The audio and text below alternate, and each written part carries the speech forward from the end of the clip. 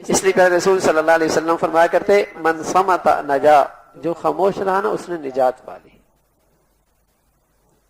ایک نوجوان آیا کہ یا رسول اللہ فتنے کے دور میں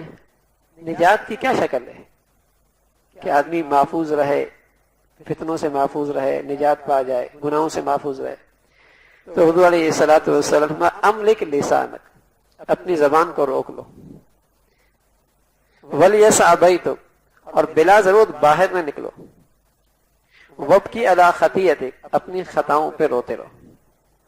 ایک انچی کی طرح زبان چلتی ہے نا، یا بیہودہ چلتی ہے، جب تک فضول تبصرے تجزیے نہ کریں ایسے مزہ ہی نہیں آتا، بلکہ ساری دنیا پہ تجزیے کریں گے، کبھی اپنی ذات پہ تجزیے کیے ہی نہیں، ساری دنیا کے عیوب کے تجزیے ہوں گے ادھر ادھر، یار وہ کیا کر رہے ہیں، میاں تم کیا کر رہے ہو،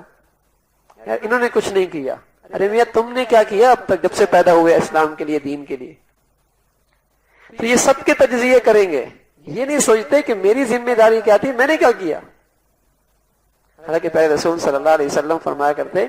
کہ اللہ کسی کو اپنے در سے مردود کر دے، اس کی ایک علامت یہ ہے کہ اسے ساری دنیا کے عیب نظر آئیں، اپنے عیب نظر نہ آئیں، اور جس کے لیے اللہ بھلائی چاہ لے علامت یہ ہے کہ اس کی نظریں دوسروں سے ہٹ جائیں، اپنے عیوب پہ اس کی نظریں پڑ جائیں، یہ علامت ہے کہ اللہ نے اس کے لیے بھلائی چاہ لی۔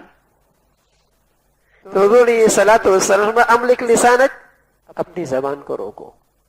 اپنی زبان کو روکو، ولیسع بیتک، اس لیے کہ جب آدمی اپنے گھر سے آوارہ نکلتا ہے